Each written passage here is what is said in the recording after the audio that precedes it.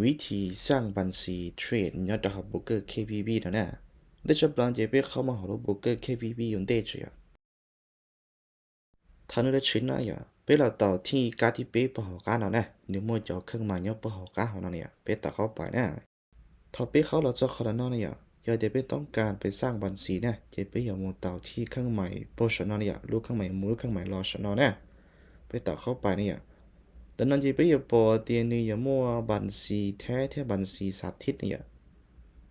ขณะนั้นจะนี่ยาบัญชีสาธิตนะแน่นอนเนี่ยอยากจะไปต้องการเปิดบัญชียอดเขาเนาะจะไปอยากมาเต่าที่เดียจริงขนาดนั้นนะเวทีเท่าไปหมูเปิดบัญชีเทียเป็นยันตัวตนเอาจริงละให้ก็ไปไล่สร้างบัญชีโดยอัตโนมัตินะถ้าชีไปต้องการสร้างบัญชีเช่นเนี่ยจะไปอยากเราเต่าที่เครื่องหมายบวกชนนะต่อไปนี่ไปอยากเราเต่าที่การสีจุดของเราเนี่ยสร้างบัญชีจริงเนี่ยไปต่อเข้าไปเนี่ยท่านก็ชื่อคนนั้นเนี่ยสำหรับว่าการที่สอนจินยอแพลตฟอร์มนะเมตาจีเนี่ยแน่นอนนะสำหรับคนนั้นจินยังมัวเมตาเปล่าที่ตัดสินแนะนำจะกับเป็นเรื่องเมตาจีเนี่ยต่อไปเนี่ยการที่เขาเนี่ยนี่ประเภทบัญชีเนี่ย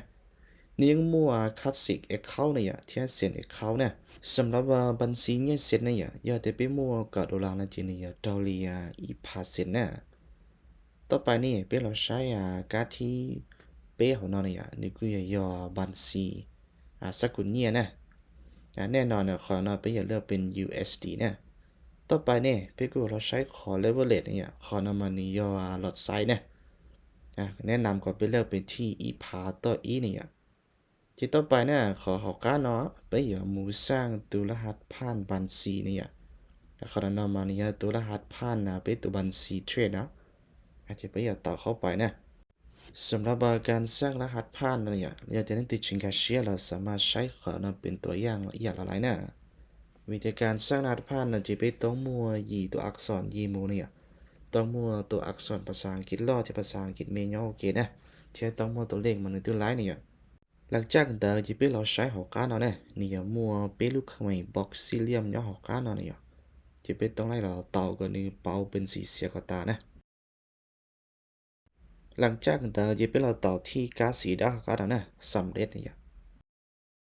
ท่านชื่อเขาแล้วนอจะไปเราต่อที่แมคคุนชอนนะวิธีเปจต่อต้องการฟังเนี่ยยอดต่อนอเนี่ย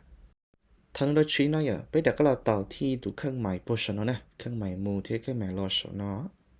ไปต่อเข้าไปเนี่ย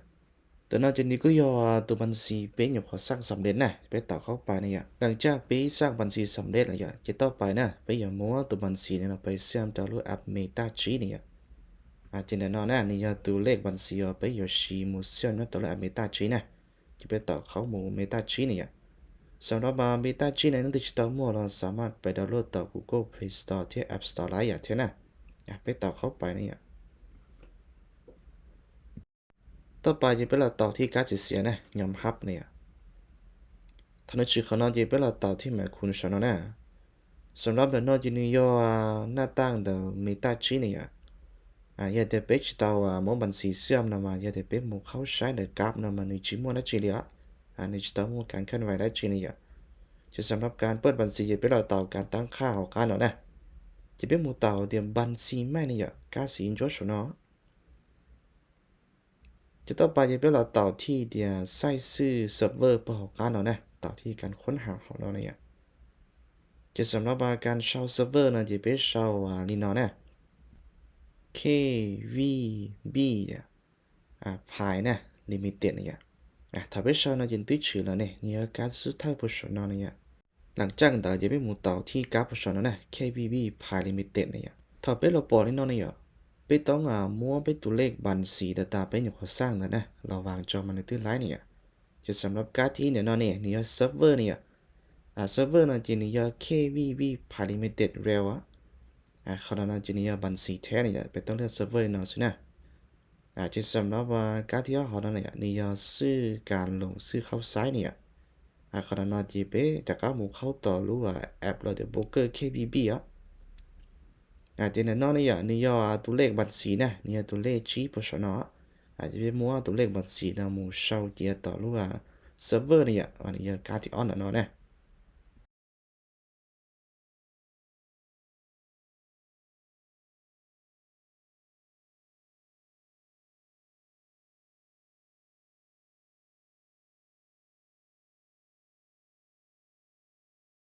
ต่อไปนะการที่เป้เขาเนี่ยเนี่ยตัวรหัสผ่านนะคนนั้นจะเนี่ยตัวรหัสผ่านบัญชีนะเนี่ยตัวรหัสตาเป้หมู่สร้างแต่เนี่ยถ้าเป้เปิดบัญชีตาจะเป้ไล่สร้างเดี๋ยวนะ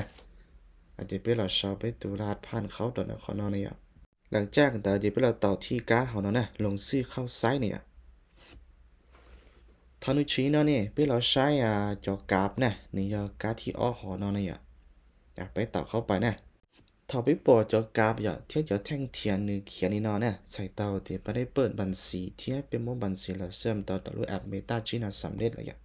ต่อไปนะกูอยากเคลียร์ไปบูมเปิดบัญชีเทรดทดลองอย่าเที่ยเป็นโมตัวบัญชีทดลองแล้วเชื่อมต่อรูปแอปเมตาจีน่านะ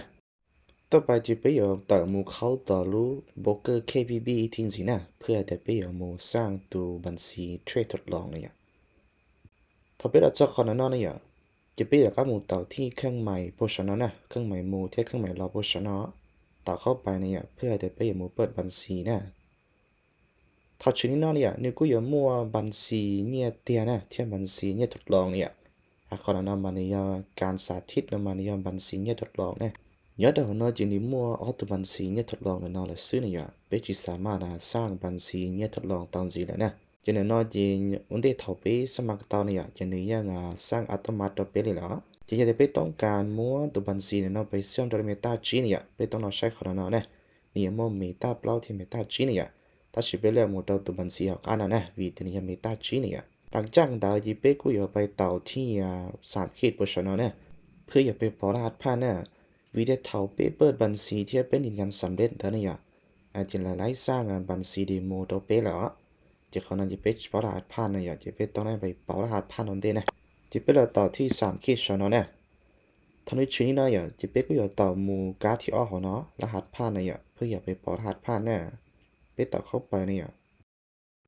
ถ้าเป็กเราจะขนาดนอนจะเป็กอย่าปลอการ์ดเสียๆหัวนอนเนี่ยนิ้วมัวการ์ดเดี๋ยวหับแน่แน่นอนเนี่ยขนาดอย่าได้เป็กต่อหับเนาะจะเหลือสารหัสผ่านตัว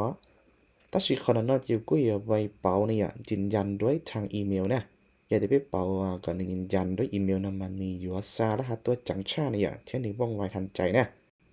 หลังจากเดินจะกูอย่าเติมมูเขาต่อรูปแอป Gmail นะ ถ้าจะขนาดเย็บเป็ดต่อเข้าไปเนี่ยมีแต่ในเลสสารหัสผ่านตัวละเนี่ยแต่น่าจะนี่ย่อตัวรหัสผ่านเนี่ยมันเปล่าตัวเลขเนี่ยจะไปต่อเข้าไปเนี่ยเพื่ออย่าไปเอารหัสผ่านเนาะ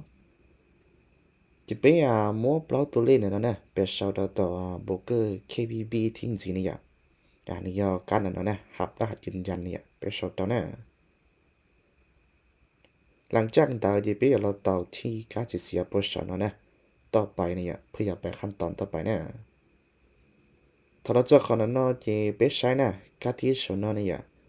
นี่ยหมายเลขบัญชีเนี่ยนี่ไปตัวเลขบัญชีเนี่ย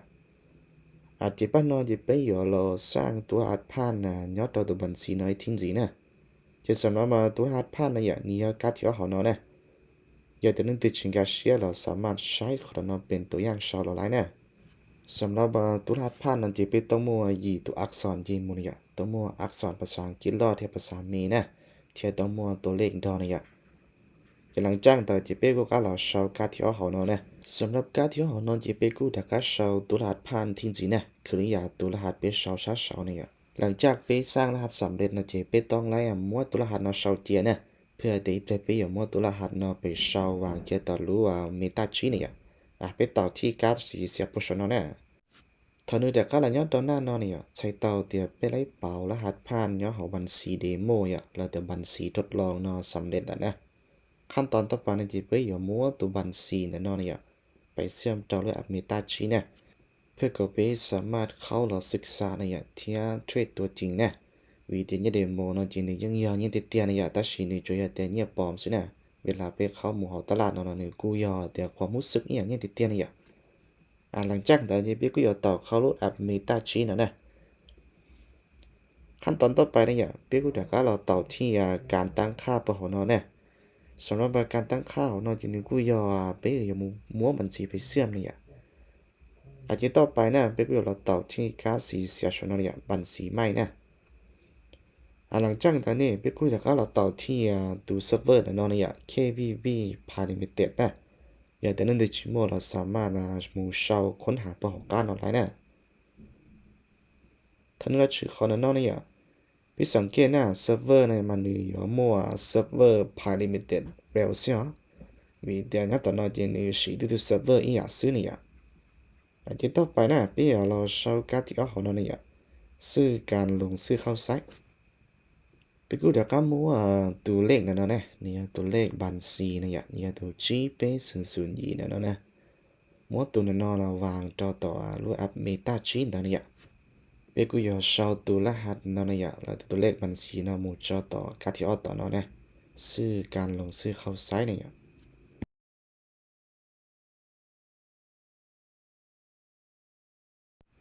ต่อไปเนี่ยสำหรับการที่เป้ของเราเนี่ยตุลหัสผ่านบัญชีนะเขาน่าจะเนี่ยตุลหัสตาเป้ไรหมูเป่าเนี่ยเขากูแต่ก็เป้ชื่อเป้อย่างว่าเราชอบการที่เป้นะเนาะนะ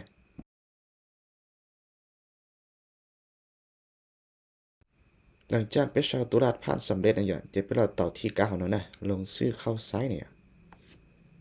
他们去年那呀，不要报点你呀莫搞爬到烂样那呢，可能那今年呀办事呢ทดลอง呀，แล้วแต่เนี่ยดีโมสินะที่จะเป็นเราใช้กราฟนะนี่อาจจะเป็นปอดจดกราฟนี่เขียนนี่นะ呀ถึงที่ใช้ต่อเดี๋ยวเป็นไรเปิดบัญชีเนี่ยทดลอง呀ที่เป็นโมเราเชื่อมต่อเลยเมตาจีน่าสำเร็จแล้วนะสำหรับเรื่องตื่นที่มือใหม่เนี่ยแนะนำก็สีเนี่ยเราจะเข้าเราศึกษาเทรนยันเดโมได้นะ ก็จะมาสีก็ยังได้เด็กเขาเราช่วยเนี่ยช่วยยังได้มศึกษาการเชื่อมได้จ้ะนะสำหรับเรื่องตื่นที่สามเขาเราศึกษาจะกราฟทองคำเนี่ยจะเป็นเราชอบขอชนะ XAUUSD เนี่ยอันนี้การสุดท้ายชนะเนี่ยไปต่อยที่ต่อจะนี่เราช่วยจอดคนนั้นเนี่ยอาจจะเป็นก็ยังมุดต่อคนนั้นเนี่ยเดี๋ยวเรากราฟเนี่ยอาจจะเดี๋ยวนั้นนี่ก็ยอกราฟทองคำเนี่ย XRUUSD เนี่ย จะสำหรับการเปิดบัญชีเนี่ยทดลองที่การเปิดบัญชีเนี่ยเตียนเนี่ยจะวิธีมั่วบัญชีเราเชื่อมต่อเมตาจีน่าจะในสำเร็จอีกนอนแล้วสินะ